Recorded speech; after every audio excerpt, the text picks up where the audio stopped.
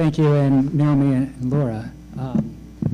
You can tell from what they said there is a lot going on in these spaces, and there's a lot that they're doing. So join me again in thanking them for all they do, all the behind-the-scenes work they do to make sure that this event and other events like it can happen, and for promoting the beautiful vision for serving the community and promoting people's dreams that they do.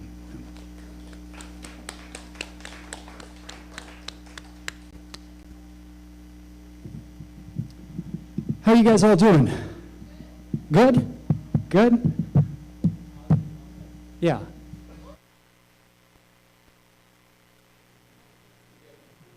Beautiful. Much more peaceful. That was starting to get me a little vexed. Yeah, how, you guys are doing good? Okay.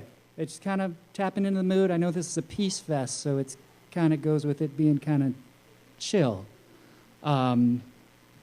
But I will encourage you, do what you need to do. We've got several hours of programming before you, so do what you do to not become dormant. So if you need to stand up and stretch or walk around in circles or go up to the farmer's market and buy some Swiss chard, I empower you to do so. Just come back and share your Swiss chard with us. There are restrooms there. Materials for everything that's being presented today is just behind you by the glass sliding door that comes up. So check that out when you got a chance. Yeah, again, Peace Fest. We're here to be a unified presence. But my job, I'm going to try to stir you up a little bit within that framework when I get a chance. Maybe through a few more poems later on today. All right, our next speaker is Janet Marino from the Whatcom Peace and Justice Center. Janet Marino is Executive Director of the center, located in the Herald Building in downtown Bellingham. Officially opened in 2003, the Whatcom Peace and Justice Center promotes lasting peace, social justice, and a culture of nonviolence at home and worldwide. They accomplish this through partnerships, education, and direct action.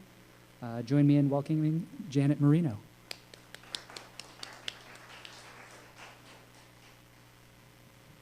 I'm a little bit shorter. So I just wanted to thank everyone from Peace Day and from the Foundry, everyone who's collaborated to make this happen today. I appreciate the opportunity to come and speak about our organization. As he said, our center opened in 2003 in response to the U.S.'s involvement in Afghanistan and Iraq under the original director, Jamie Donaldson. Most of the core volunteers that helped begin the center 9 years ago are still active in the local peace community, either directly at the Peace and Justice Center or with the Vigil on Friday afternoons. And many have served a term or more on our board of directors and have helped to shape the policies and growth of the center. The center's involvement in the communities had many different incarnations over the years, but one particular program that's had a lasting effect and resonance within the Whatcom County is our Alternatives to Military Service program. We've cultivated a relationship with 9 area high schools, which we visit throughout the quarter during the school year. We go during lunch periods, and we table in the same location that military recruiters do, but with the mission of peace. We call this counter-recruiting.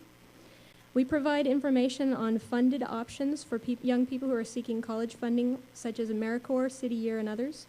We bring financial aid information from the community colleges and technical colleges.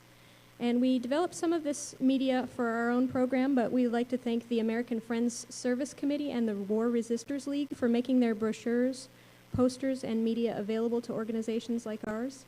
And if you visit the website of either of these organizations, you can view full-color posters and counter-recruiting materials that are available if you know someone who is considering joining the U.S. military.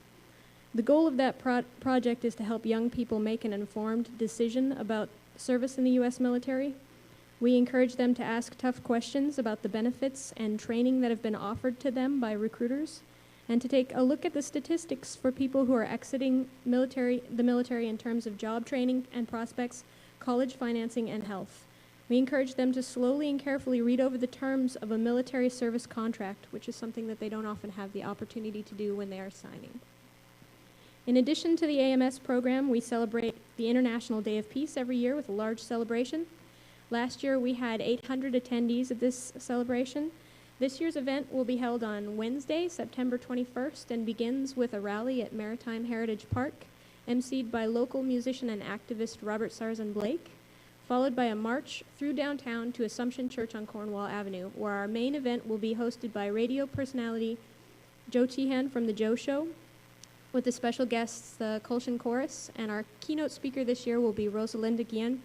She's the Executive Director of Community Development. Rosalinda has an amazingly packed schedule, so we feel very happy to have her this year. She is an activist for farm workers and immigration rights. The Whatcom Peace and Justice Center also acts as an incubator for community projects. One of our primary goals is to nurture community leadership in the field of peacemaking.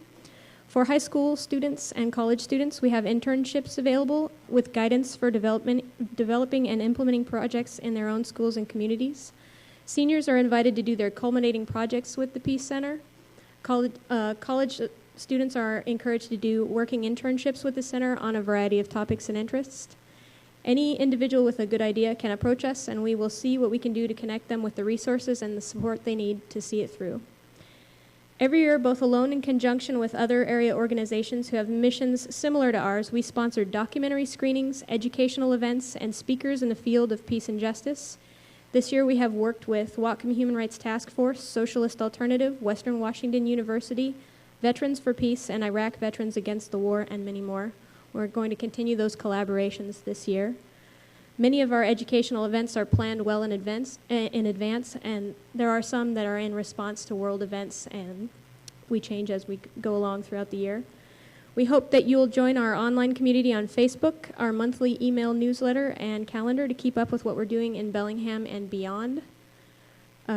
This year, we're going to have a number of community members attending a rally in Washington, D.C. in October called Stop the Machine, Create a New World, and this particular event has tens of thousands of people who have taken a nonviolence pledge to occupy Freedom Plaza in Washington, D.C. So if you can follow us online, we're going to be creating our own media for this event. We're not going to be relying on corporate media to report what's happening in Washington, D.C. this year, so I encourage you to follow along. If you're interested in donating to Whatcom Peace and Justice or following what we do, we have remittance envelopes on the back table back there, and a $35 donation will sponsor a visit to an area high school, and I encourage you to participate in that. Thank you very much for your time.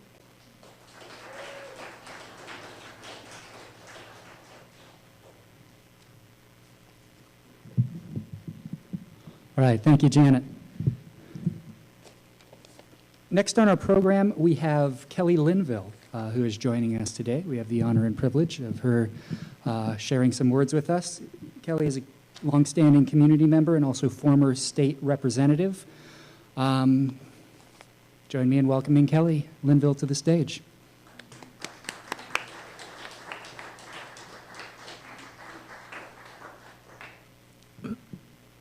You'll take care of it. That's a good thing. As long as someone does it for me. I want to thank this organization for inviting me to come today and speak. I appreciate the problem-solving expertise in the community of Bellingham. People really are focused on wanting to resolve conflicts, create a better community for everyone, and I appreciate that. Peace is something that you don't just talk about. Peace is something that you live.